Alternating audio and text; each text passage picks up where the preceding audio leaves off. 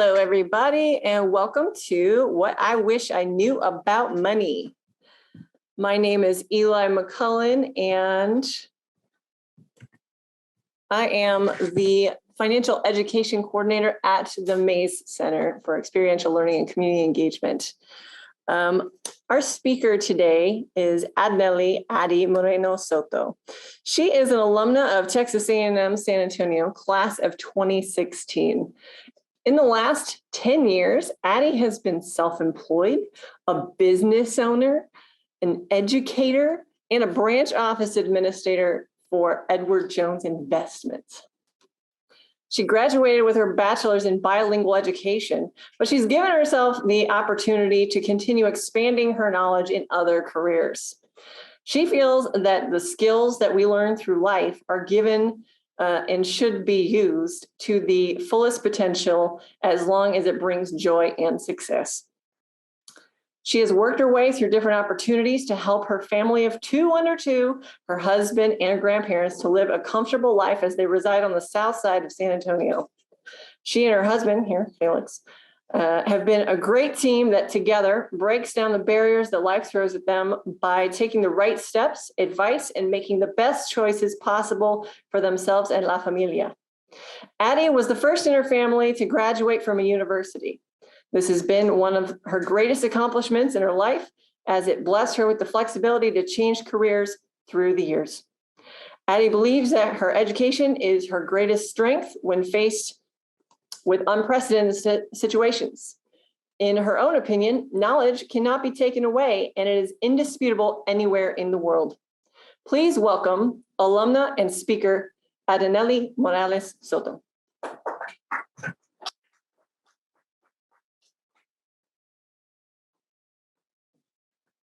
Hi, everybody. Thank you, Eli, for introducing me. So I'm Addy. I go by Addy. In the community, I go by Addy. So y'all are welcome to call me Addy. As she mentioned, I have been in different careers, and I've been given the opportunity to be in different careers because of my upbringing. I have had the opportunity to take advantage of a program in a high school. So I was able to start my first job at 18 years old as a hairdresser. That opportunity came in my sophomore year. So through sophomore, junior, and senior year, I just focused and was dedicated to that program. So I was able to graduate with my cosmetology license. So as I was going through college, I went to Palo Alto down the road and then transitioned to Texas A&M San Antonio. But I was able to do that. I was able to work as a hairdresser since I was 18 years old.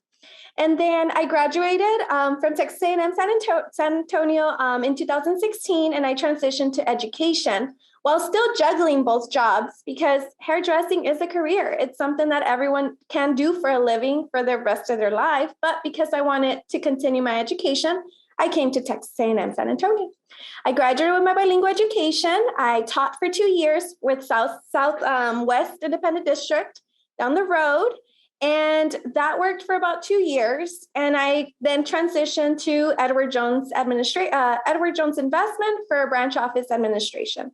So I have been able to transition through life with different careers. And one of the big takeaways is that there's different ways to make money. There's a lot of different ways to make money. And I wish I knew that early on so that I could have maybe invested my time longer in hairdressing or invested my time longer in teaching or now as a branch office administrator. They all brought income to the house, and it's okay. It's okay to do that. It's okay to change and not be in one place forever. So being with that I have transitioned, this quote here, really, I connected with it because she says, in every position that I've been in, there have been naysayers who believe I'm not qualified or do not believe in the work that I believe I can do the work. Well, growing up, my first job was translating. I was a translator for my parents because they did not know any English. So that was my first job. And I had to understand that I had to vouch for them. I had to be in representation for them, which gave me that opportunity to learn and master the language. I wish I would have known that that language was going to get me to where I'm at now, because I would have valued it a lot more early on. Keeping both languages around have given me the opportunity to get jobs and give me that extra finance support, that because I do know an extra a second language, I am able to earn a little bit more because of that. So I wish I would have known that a lot earlier, so that I would have valued it, that it's okay to speak 2 languages, 3 languages, 4 languages. There's countries that do that. So being that we are in Texas and in San Antonio, the second language is extremely valuable here, and people do pay the money for it. So at the end of this quote, and it wasn't on this, it says, "I feel a special responsibility to prove them wrong." I don't feel the responsibility to prove my naysayers wrong, but I do feel the responsibility for myself to prove myself that I could keep going. If it's not with one career or the other, it's still possible that people are going to be there to tell you you can't do it or you're not doing it right. But as long as we keep working at it, we will be able to succeed. And now we move to our cultura. So because it is Hispanic Heritage Month, I was invited here by my connections, by the people that I know. I was introduced to Eli, and now here I am able to speak to all of you, and hopefully we connect in one way or another. So I saw this meme and I thought it was pretty funny, because I know I've heard that more than one time. So it says, when you want McDonald's, but your mom says, "Hay comida en la casa." En la casa vas a comer, whether it was beans or potatoes or rice, we're gonna eat at home. So I resemble to this because I'm 30 years old. So I heard it. And if you have brothers or sisters that are older than you, they probably heard it more than you did. But at the same time, I feel like I would like to know, what I wish I knew about this is that, I'm going back and forth here. So that eating at home now is a luxury. We don't eat at home anymore. We don't have the time to eat at home. We don't have, because we do make a little bit more money this time, in this generation or in this time of life, we don't eat at home, and we wish we would. But our parents were at home. My mom was a stay-home mom, so she did have food at home. Unlike me, that I am in different careers than my husband working, it's hard to juggle that. So now it's a luxury. So I wish I knew that it was going to become a luxury now to eat at home, because we wish we had that warm plato de comida, that warm homemade plate at home waiting for us. And now it's not there because we don't have time. Now we are both working and we're both just going through day by day. So now here, who has heard of a monthly budget worksheet? Raise your hand. Monthly budget worksheet.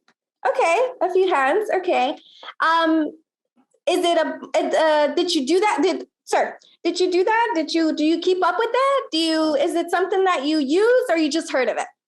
It's something that I started. Okay. That I continually use. Okay. You figure you can wing it, but really it's, I think it's better to just practice consistently. Yes. So a monthly budget worksheet looks something like this.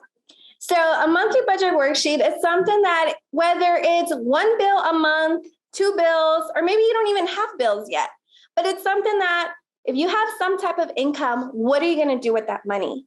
Are you going to distribute it? Are you going to spend it? Are you going to just save it? Like, what are you going to do with it? As you get older, you get a job, you start making more money, you start getting bills. So this is going to guide you. It's like a guide sheet to show you where your money is going through the month. Are you spending it correctly? Where each penny is being allocated.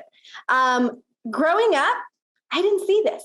This was not an option for me. I did not know they existed until a year ago when I started with Edward Jones Investment. They were the ones that opened up this whole idea of a budget worksheet. So before y'all leave, yeah, we'll get one. so that if you don't use it now, you might use it later on. You might use it 5 years from now, 4 years from now, but at least you are being presented with one. Because at 30 years old is when I learned about a budget worksheet. And if you're just 19, 20 years old, consider yourself lucky. You are learning about this so that you could use it in your future, and you could use it in your future careers. Okay. Now, this is my family. I'm not sure if your family is just as big as my family, but we are a big family, and we are big. We are full of energy, and everywhere we go, it's a party. We are also very close. My cousins and I are all sisters, and we just share with each other and learn from each other and just really try to help each other out. We're full of love. Sobra. My grandma, and my grandpa are the ones in the middle. And then they were the ones, the foundation. They're the ones that, made sure that we all just grew and took care of each other. But we also have a lot of big personalities. And with that, we do not discuss finances. Growing up, financial conversations did not exist for us because of pride, embarrassment, you name it. I don't know, but they didn't exist. Those conversations did not happen in the household. And so if those financial conversations didn't happen, guess what else didn't happen? Credit building, savings, saving for education, saving for a car. Those were not choices for us. Those were not conversations that, our parents had with me. And then they believed in really, I don't want to say weird. They just believed in things that now as an adult, I don't get. I don't know if you have heard the word tandas. No, tandas. They're basically like a savings account for the community. You find your favorite 10 people and you basically say every Sunday, you give me $100, and then they each took turns. So it sounds like a pyramid scheme to me, but it wasn't. It worked for them. It's the way they created savings accounts, because at the end of their turn, if it was 10 people, whenever your time was, you would get $1,000, right? Because that's the way they did the system. And then also, because they didn't believe in credit, they didn't believe in any of the builders that are out there, everything had to be paid in cash. Whether it was a car, whether it was anything, you could not afford it, you shouldn't buy it, because they didn't believe in that. So I wish, again, if I would have known, if I would have been there, I wish I would have learned to not be afraid of building credit. That there's so many programs out there that could help you build your credit at a young age, rather than being 25, 30 years old, barely trying to start getting a car, getting a house, because you need credit. And here in our life, we need credit. We need to make sure we are ready with that. So big family comes down to these two. This is my grandma and my grandpa. If you see them, they're making tamales. This was 2 years ago, or maybe 3 years ago. They're making tamales, and this was their way of making money in the holidays. They would sell dozens, like 500 dozens a season. 500, I think 1 year, not lying, they sold maybe 1,000 dozens, because they were just that, they loved it. It became a family event. And so they raised me. My grandparents raised me since I was 3 years old, which is a little bit difficult because there was a lot of generation clashing. Just imagine your grandparents raising you, like the going out, the eating out, the hanging out with friends, sleepovers. Don't even question those, because they weren't going to happen. Those were not an option for me growing up. But I must say, they gave me my education and they gave me a good upbringing. I don't remember missing out on anything. I don't remember, my husband and I talk about this, I don't remember being poor, low socially economic. I don't remember that. But according to statistics, we were poor. But my mom never worked a day in her life. She stayed home, raised 6 kids, raised me, and my grandpa worked he was the provider. He was the one who brought in the money. But they didn't have extra hobbies. It was just basically work and home, work and home. But they kept me sharp. They kept me with it. They tried to teach me as much as they could to provide the lifestyle here in the United States because we were originally from Mexico. But overall, I just wish that they would have told me that change is okay. We told ya, I changed careers 3 times already now. And my grandpa had 2 jobs in his whole life, like secure jobs, 2. Why? Because they're loyal. They're loyal to their employer, but sometimes our employers don't provide what we need and the lifestyle or the goals or the dreams or the growth that we want. So loyalty for you, yourself, or loyalty for your employer, that's where it has to come to. And being that I like to be loyal to myself and my family, I chose to leave. I chose to take a step out and become a business owner and go into the financial firm or teach because I wanted growth for myself.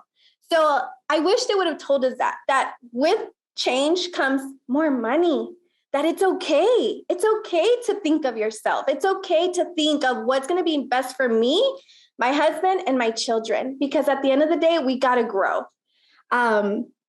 So to go for it and to not feel guilty. I think that's a big one. Don't feel guilty for outgrowing your employer.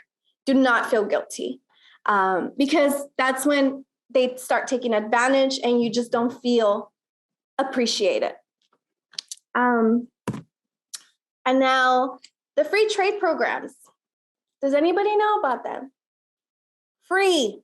It's like literally free. Anybody know about those programs? No? What high schools did y'all go to? Are y'all from San Antonio? No. Anybody from San Antonio? You're from San Antonio. Okay. Did you know we had free trade programs? No. Okay. You had Cosmo. You had media. You had woodshop. They were all in your high school. Drama and medical field.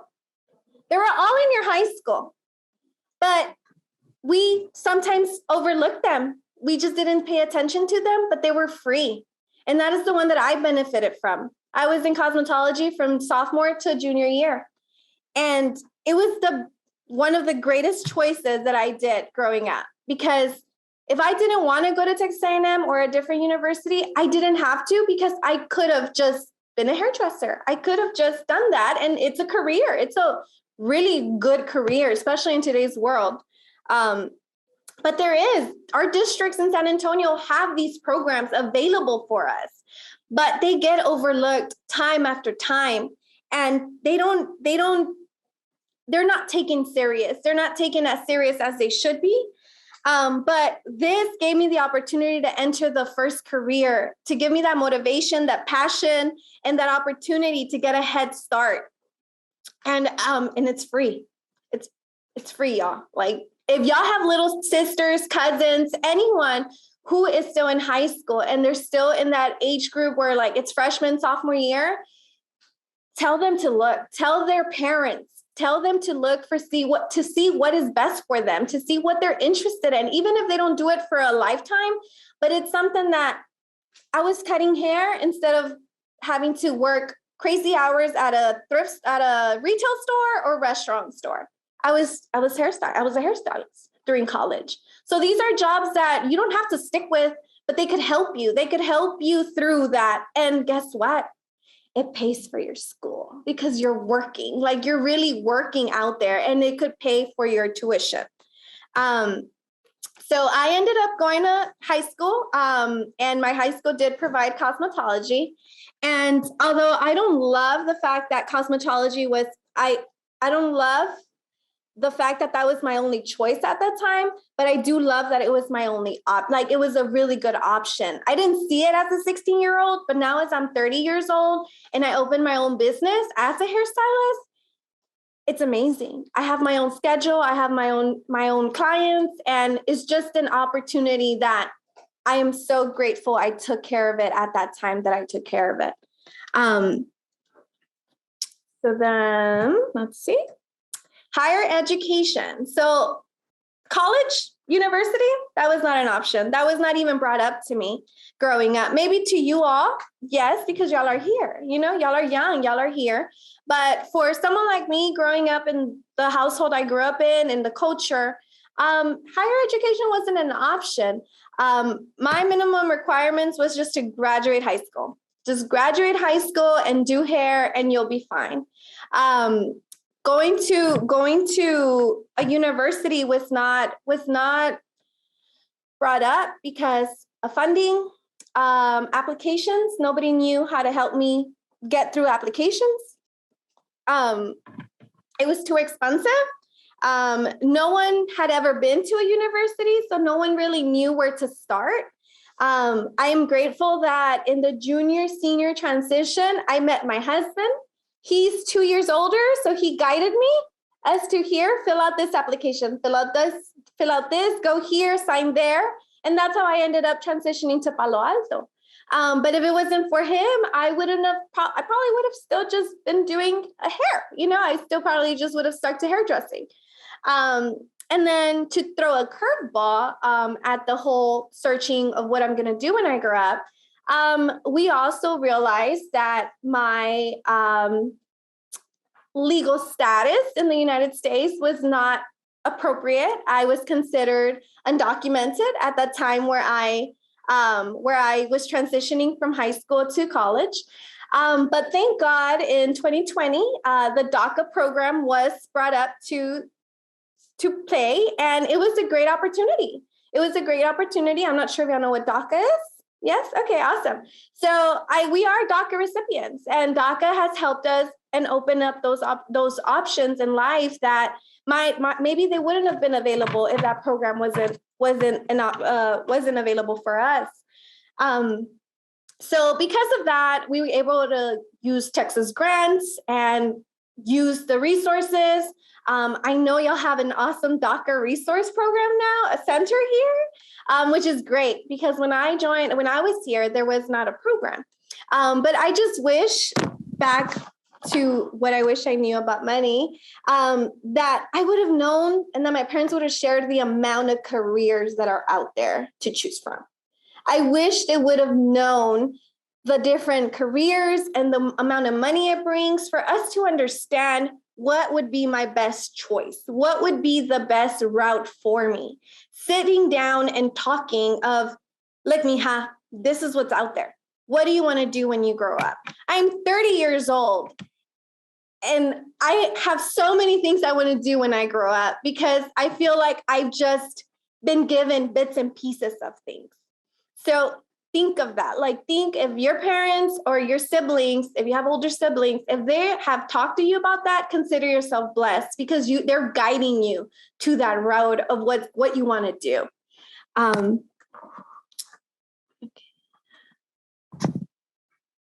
So yeah, this is it. University, don't worry about it. Just graduate. That was all that was my, those were my requirements. So I did come to Texas A&M when it was just one building. It was just that one over there. And just seeing the way it is now, it's beautiful. It's beautiful. I probably got one semester in this one or two, but all of my semesters were in that building. And so, yeah, I think it's been a great growth. I mean, it's beautiful. Y'all have a beautiful campus now. Because of my non-credit believer grandparents and family, the no loans, the no credit, no savings account, because education 529s were not an option for us. We had to work. I worked. Every semester I worked. I knew how much my tuition was going to be, and I knew how much I had to give the school. So at that moment, it was hard because I was working a lot to pay for my tuition, but I'm glad to say that I am debt-free. I don't have any debt from school. So I feel confident to jump from career to career because I don't have anything to tie me down to a career. Education, I paid for it, and Edward Jones provided a mentor or a 6-month training program that didn't cost anything. Cosmetology just paid my license, and my high school took care of the actual program. So technically, I don't have debt. I don't have school debt. And I did come to school when it was very non-traditional. I was married. I had, my grandparents lived with me at this time now, because when we got married, we transitioned. Now I raised them rather than them raising me. We changed the script, and I did come to school when it was a very non-traditional. So now I love seeing all the school events y'all have going on, and the activities, and y'all have sports and the outdoor lawn. It's so awesome. Y'all are getting to live that traditional university lifestyle. And being here, I did get to join clubs. I got to join the sorority. I don't know if there's more now, but the one that was there at the moment was Sigma Delta Lambda, which was pretty awesome. And I do have lots of memories that I got to walk away with, and friendships that I will forever have in life. So with that, I am grateful, and I wish that my grandparents would have known about scholarships. I wish they would have known about grants. I wish they would have known about those programs that will help DACA recipients get funded for school. I do wish that they would have been a little bit more proactive in that sense. And maybe I would have been able to enjoy college a lot more, because I didn't have to work as much. But we're here to learn, and we're here to learn our lessons and what we could do different. So that is definitely one thing. But my biggest proud moment is just not having debt with college, and especially with having that I changed careers. So now, question: How many women have dropped out of labor force in the past year? Take a guess. 2,000. 2,000? Okay. Anyone else? Just our numbers. Is this nationwide? Nationwide. Yes, it's a number. Number or percent? It's a number. 10,000. 10,000? Okay. 2 million? Monday? 2 million? 2 million? Okay. One more. 800,000. 800,000. 800,000. Nearly 3 million US women have dropped out of labor force in the past year. Guess what, guys? I'm one. I left my Edward Jones firm because I couldn't afford my babysitter. I couldn't afford daycare. I have 2 kids, 2 under 2, and I had to step out. So with that, COVID thrown in the mix, the demand of being home and being a career, a professional, and then unforeseen circumstances. Life happens. I lost my mom in 2019, so I left teaching, and then now daycare. It's difficult, so I left the firm. What do you do? What do you do when those situations happen? So one of the big ones is to not try to compete with other parents. That we're going to do what we're going to do. My parents, I wish they would have showed us that as long as you are feeding your child, and they don't have to have the latest things, because we didn't. But I wish that would be brought up more in today's world, because we are in the materialistic era. We want everything. We see Amazon and it's like a quick buy, everything is accessible. So just understanding that we don't have to do that. We don't have to feel guilty for not having the latest toys. We don't have to feel guilty for not affording daycare. It is what it is. We're here, and my husband has a great career that we are able to do that. But at the same time, because we work so hard to get to where we're at, that we have the flexibility to do that. And not everybody does. Big numbers, ladies, big numbers, 3 million. We need to be, no. So it goes back to my millennials and beyond. So that's me and all the future generations. We are independent. We are extremely independent, whatever gender we're in, we're very independent. We are now educated. Y'all are getting y'all's education. I got mine, my husband got his. We all are our friends. And then we have children. But the biggest issue that we have is who's going to step down? Who's going to not go to work? Who's going to take that step out of their career because they have to? Our parents didn't go through that. Our parents, either mom stayed home and dad took care of the bills. That was okay with them. But now in our generation, we're all being raised to be very independent and providers to ourselves first. So how do we fix that? Like, how can we help each other and our partners be okay with that? The emotional stress that I had to go through to step down of my career was intense because I worked really hard for my career. I went to school for 7 years for my career. So to just, okay, I'm out, it's not easy. It's not easy, but because our parents didn't teach us how to sustain that moment in life, because they didn't have to deal with it. They didn't have to go through those moments of, are you going to go to work or should I go to work? It's like, who's going to take care of the kids? So I thought this was really cool, the his and hers. One thing that I've learned in the financial firm is that this middle area, although it's really hard to get to, it's the golden area. Because you're coming with your money and they're coming with their money, but reaching this point is not easy. But when you do reach it, it's life-changing because you're no longer two, you become one. And that is something that you have to just understand, that you're independent and you're a provider, but you could do it together. And it's the fruit that comes afterwards, it's 10 times more the win.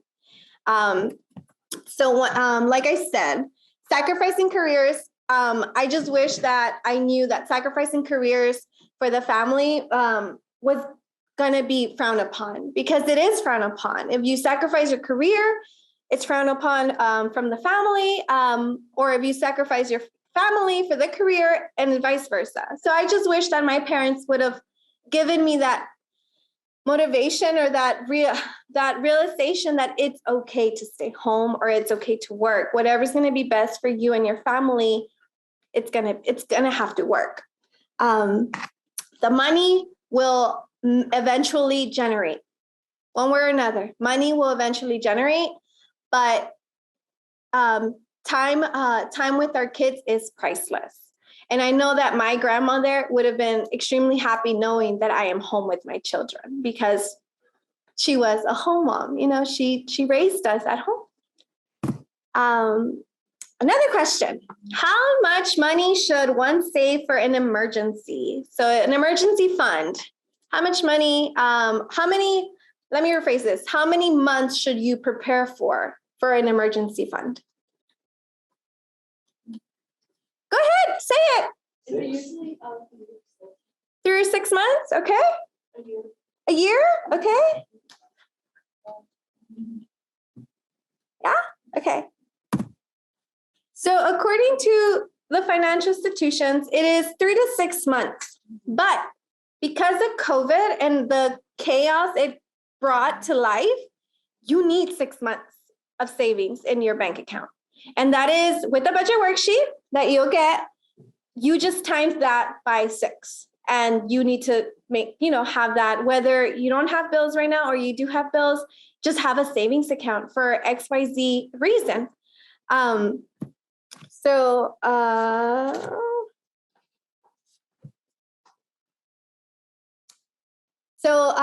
I just wish that I would have known that living with the fear of saving everything, because those were my grandparents, that you need to save everything. You do not spend money. You just save it and save it and save it. It's not necessary. We could have fun. As soon as you have your savings account, you should have fun. You should enjoy your life, because my grandparents, they didn't enjoy their life. They didn't have hobbies. I don't know if they want to have a budget worksheet before they go. I know. Yeah. They didn't have fun. They didn't have, the luxury of hobbies. So I just wish I would have known that it's okay it's okay that once you're saved, everything else could be put and distributed into other things. So this is a quick little cheat sheet of the Latinos and Hispanic community when it comes down to finances. the big ones were for me were the fact that because we do and we are trying to go to school and get a better education, a higher education, we do go into debt for it.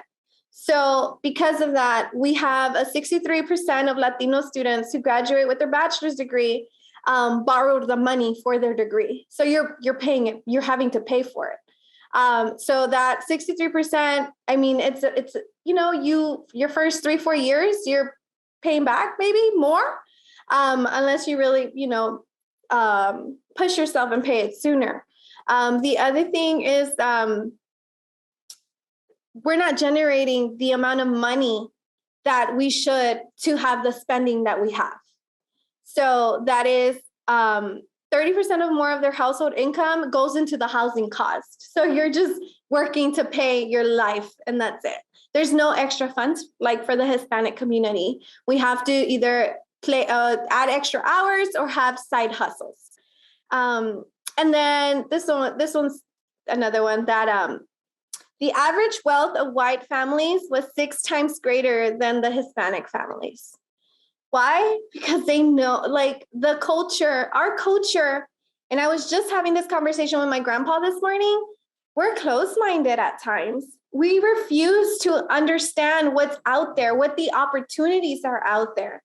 And he didn't do it.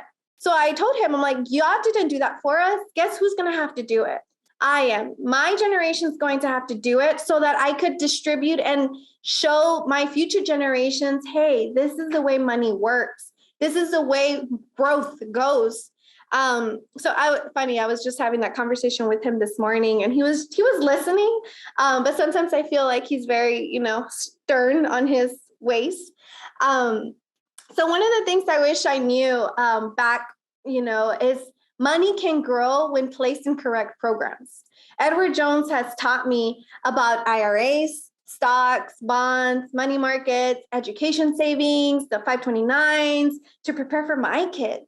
So although I'm not there, but guess what's in there? My education. I learned, I got all this knowledge and now I'm running with it and hoping to use it one day and start using it for my own children.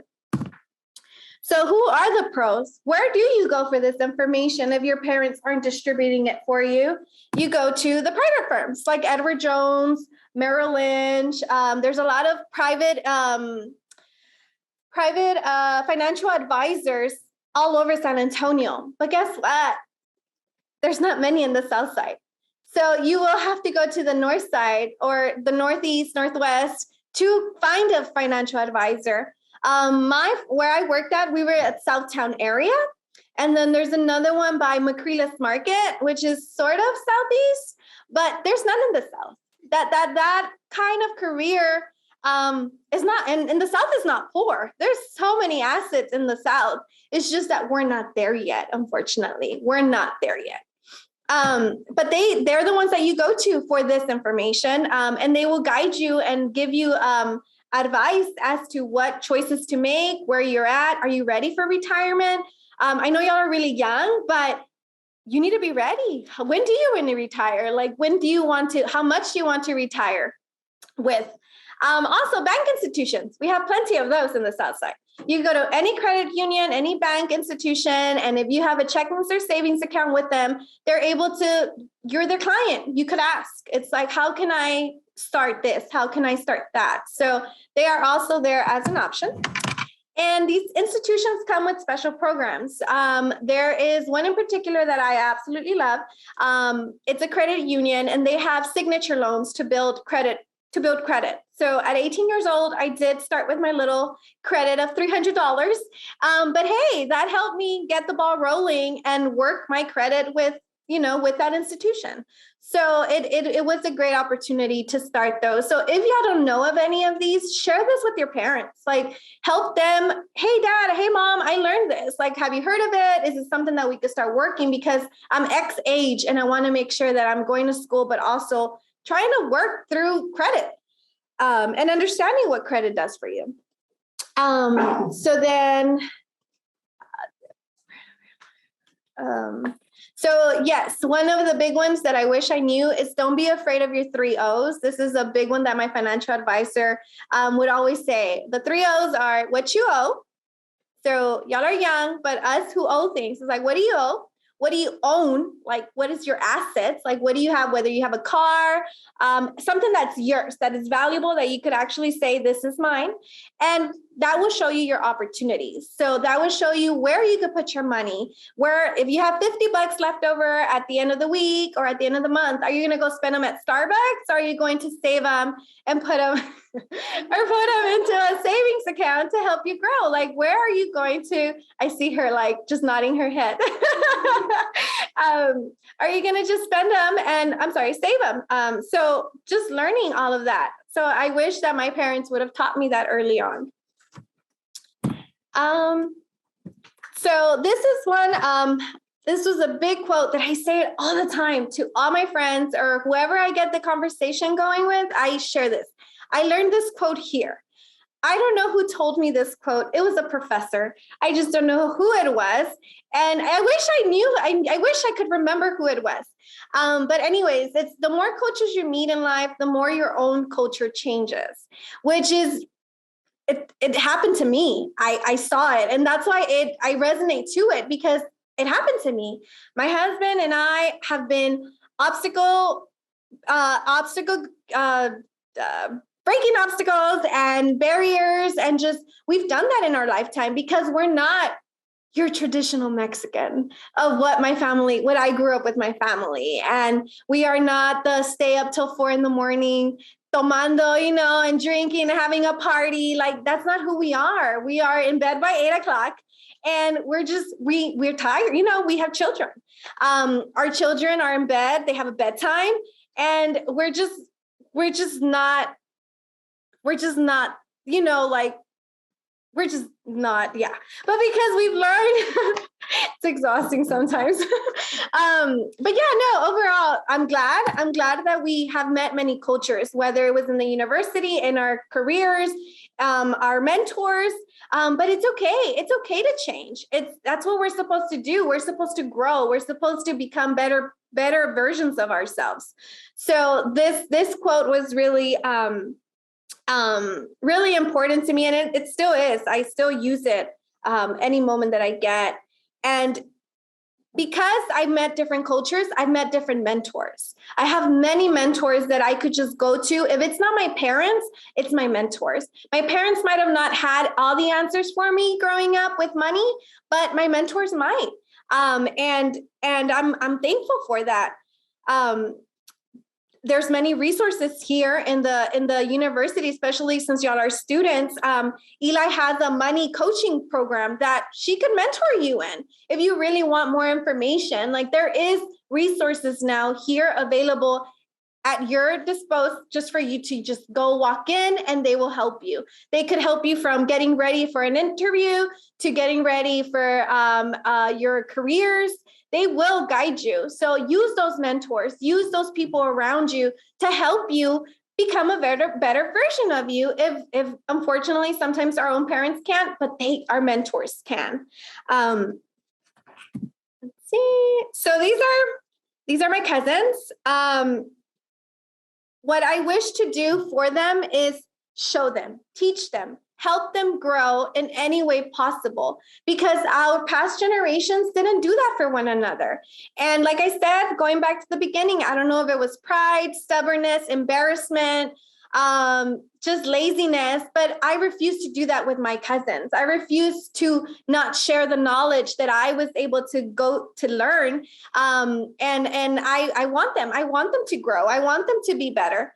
And then these are my children and my husband. So for my future generation, I will be that parent that will remind them, where's your savings account at? Where are you doing with your money? Or where is the money allowance or whatever we did for you? Where is it? So I will be that parent because I wish my parents would have done that for me. They would have taught me and, build my credit, help me build my credit and learn about loans and scholarships. And then one thing I wish that I go to my cousins, and one of them is here, so I'm super happy she made it, is Don't be afraid to ask. Don't be embarrassed to ask about anything, because that's the only way you're going to learn. How do you save? How do you get credit? Ask. Right now you're in school. Eli could help you. She could help you. She could guide you. She could tell you what programs you could use. So don't be afraid. Don't be afraid to ask, because I wish my parents would have asked their friends, their compadres, their neighbors, and they didn't. So what can you do? What can you do is research. Do your research, learn and grow. Learn and research everything. Research programs, research institutions, research whatever. I know it's really big right now, the Bitcoin and all that good stuff, research it, learn, and hey, if it works for you, it works for you. Everybody's different. So research it. Everyone has a different risk. So just research, and then you'll grow in your own way independently. Use your mentors and your parents. Your parents, they raised you, so they did a great job because you're here. If they can't pass the baton, they're passing the baton to the mentors. Use your mentors, call them, use them as guides, ask them questions, do it, because that's what they're there for. That's why the university is here for, to have people like Eli to help you through moments that you might not be able to go to your parents, but you could go to them. Be la viejita. I am the viejita asking for retirement. Are you ready for retirement? Are you ready? Are you 100%? How are you going to get your retirement? Because at the end of the day, once you turn 65, you either stop working or you have to continue. So do you want that? Is that what you want? I know I don't want to probably work till 65, so I know I need to press the gas somewhere. But at the same time are you ready? Are you ready for retirement? So be that viejita in your group of, or the viejito, be the viejito in your group of, hey, are you ready for retirement? Find a career, a job that they're going to put into your 401k. They're going to match you, or you might be able to make extra money to put into an IRA. Think of that. Think of all those opportunities so that work smarter and not harder through your whole life. And then, of course, prepare, save, and share the knowledge. Anything you learned today, anything that I shared, if you had an aha moment, share that with your people. Share that with the people that weren't able to come. Share that with your cousins, with your sisters, with your friends, with your parents, so that you might teach them something. You might be able to, hey, I learned this, try to find out. So we're here to celebrate Hispanic Heritage Month, and I am so happy that I was able to present for all of you. I hope that I was able to connect with y'all in one way or another. I do appreciate you all hanging out with us for today and enjoying some delicious food. If you have any questions, we're here to help. And then there's, right before you go, there's a budget worksheet. Take it, keep it, fold it, put it away if you don't need it right now. But I promise it's gonna come in handy later on for you. So yeah, thank you so much for hanging out. Yes, ma'am, go ahead. This is more of a personal question, but I know you mentioned that you were here when only a month ago you were here and semesters here. What was your most memorable memory here, or time? Yeah, so the most memorable moment was a 7 a.m. class. Yes, girl. Yes, it was 7 a.m. class, and this one girl approaches me. And the reason I say it's the most memorable because of that girl approaching me, it made my whole college experience a complete different idea that I thought. I thought I was just gonna check in, check out, because that's what I did at Palo Alto. But that one girl at 7 a.m. approaching me and inviting me to a club, not a club, but a club, a gathering here, to participate in a gathering that they were going to have. And since then, I joined a sorority, and that completely changed my whole perspective of this university. I didn't want to be in and out. I wanted to stay. You could ask my husband, 10 o'clock, 11 o'clock, we were having a meeting somewhere in that building. It happens. And I think that was one of the best experiences for me in the college, because it gave me that piece of traditional college experience, which I didn't even expect I was going to have. Yeah. Yes, ma'am. Good question. Anyone else? I have a question. Yes, ma'am. So you talked about like private firms and like big institutions about like giving them giving us advice.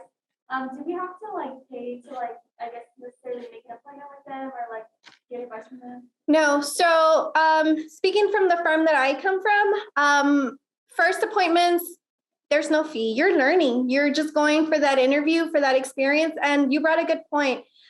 You need to make sure that you resonate with that financial advisor. That person has to be a good fit for you. There's plenty of them in the world. So you could interview all of them. Everybody has a different goal. So that first interview, you're interviewing them as well. It's like, what can you do for me? Because you are the client. And then they're going to share their experiences and they're going to share what they know and their programs. And then it's up to you if you move forward. You do not become a client until you actually bring a portfolio, like until you actually put money into the institution.